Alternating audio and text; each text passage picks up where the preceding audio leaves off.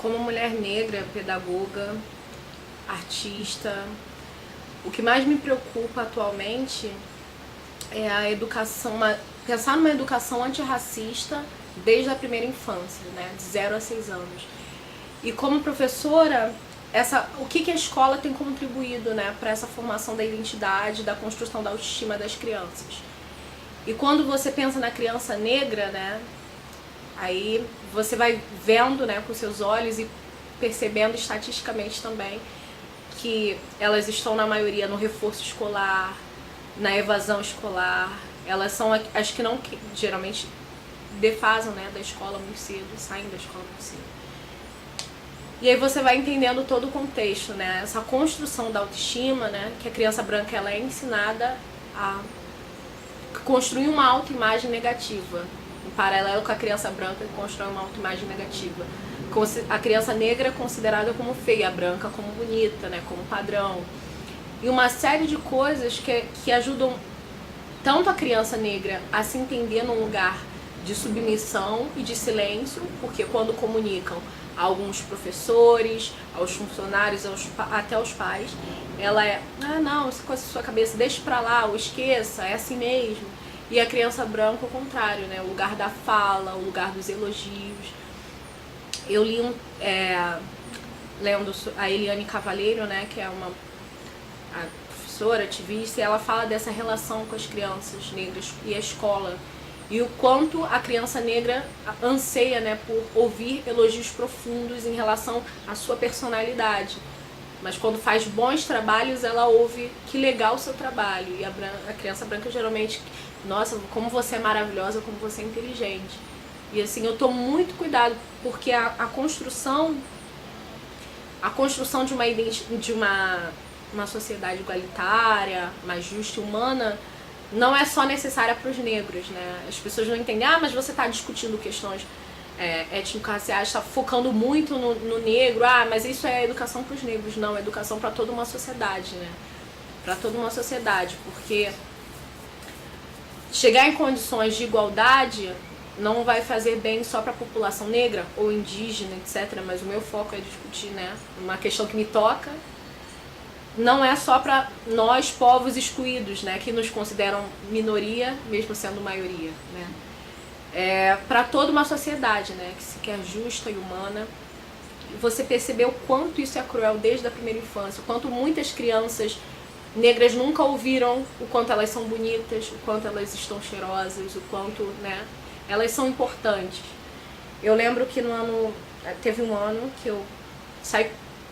Eu gosto muito de pensar a educação nos mínimos detalhes, né? Pensar na verdade, que não são mínimos, né? A construção da identidade, da autoestima é extremamente importante para que você se sinta capaz de construir algo, de intervir em algo, então, de atuar, né?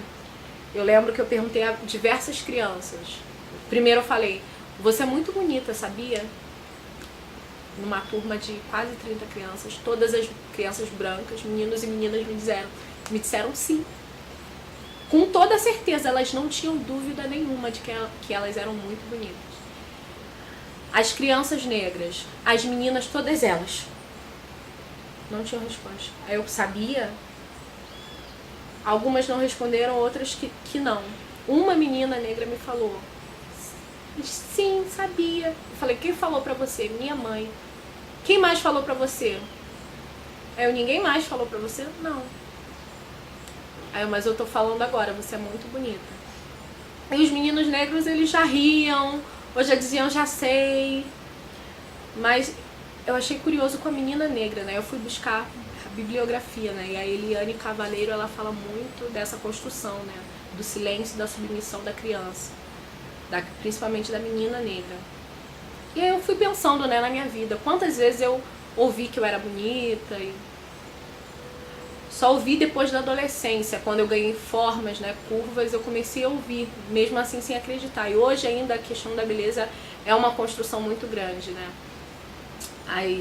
As companheiras do movimento feminista, elas questionam muito, essa relação com a beleza, a gente tem que largar isso de lado, mas é entender que também temos pontos de partida diferentes, né? Nós estamos tentando construir uma outra noção de beleza, que não é essa eurocêntrica, óbvio, mas que permita nos entender como gente, né? É uma luta estética como política, né?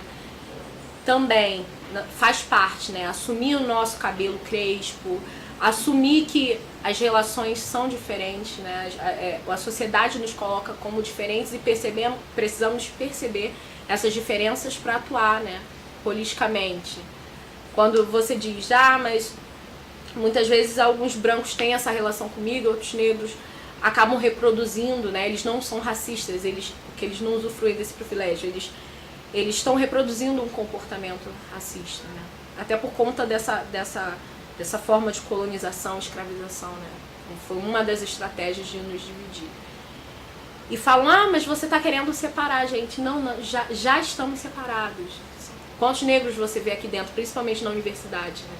Principalmente com uma pessoa que discute questões raciais, ou que se diz marxista ou socialista, vira pra você e diz, a questão é social, não é racial.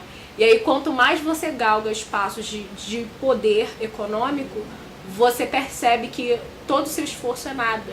Porque quando você entrar num restaurante, você vai, provavelmente sua mesa seja a última a ser atendida. Isso se você chamar o garçom e implorar para ele te atender. Quando você entrar no shopping center, você vai ser seguido. Você, enquanto mulher negra, normalmente não é elegida para ser uma companheira, né? É aficante. Enfim, uma série de construções de estereótipos que vão desde a primeira infância e vão se somando até a construção da nossa identidade. E tá hoje olhando isso de frente, percebendo, entendendo como uma construção social, não é doloroso, mas pelo menos a gente consegue entender que não é nossa culpa, não é individual, não é um sofrimento mais individual, é coletivo, né? E a gente precisa muito caminhar junto. Nossa luta não é caminhar individualmente para ascender socialmente. A gente percebe que isso não contribui, porque a gente vê que os nossos também, apesar de termos as correntes até hoje amarradas nos pés, nós conseguimos chegar muito longe socialmente, mas a gente sabe que nossa luta não se resume a isso, né?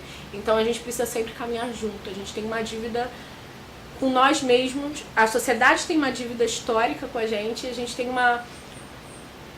um senso de que, quando a gente adquire essa consciência, de que a gente tem uma missão, né? Uma missão que não acaba agora, mas uma missão que a gente precisa pensar nos nossos, né? E pensar desde a primeira infância é extremamente importante. A Lei 10.639, que institui a obrigatoriedade do ensino de história e cultura afro-brasileira nas escolas, africana e brasileira nas escolas, ela pensa essa educação obrigatória no ensino fundamental e médio. Mas quantas universidades focam nessa discussão? A minha formação foi totalmente eurocêntrica, né? Numa universidade pública super conceituada. Fora as disciplinas eletivas que eu escolhi, né? E não pensa na educação infantil. É como se a educação infantil fosse um domínio à parte. E aí, quando eu entro na minha sala e nas diversas salas, né, que eu já trabalhei, eu percebo os livros só com personagens brancos e o personagem negro é sempre o que está mais recolhido. É o sujo, é o que não toma banho. E quando você questiona, mas por que não tem mais livros com personagens negros? Tem aquele cantinho ali, que é o cantinho de literatura africana. E personagens indígenas. Tem aquele cantinho ali que é personagens indígenas, numa biblioteca enorme, né? Cadê essa representatividade, né? A questão muito é se pensar na equidade, né? A gente precisa equilibrar as coisas. Então, assim, no mínimo seria justo a porcentagem da população ser a mesma porcentagem de livros, pelo menos. Então, assim, é uma missão muito grande que a gente tem, uma dívida histórica, social muito grande, que a gente precisa sanar por meio de políticas públicas, de ações concretas e continuadas, e pensar a educação pública, pensar na arte como forma de militância, assim, tem contribuído muito fortemente para a minha formação como cidadã, como pessoa humana, e que, enfim, temos um caminho longo a percorrer.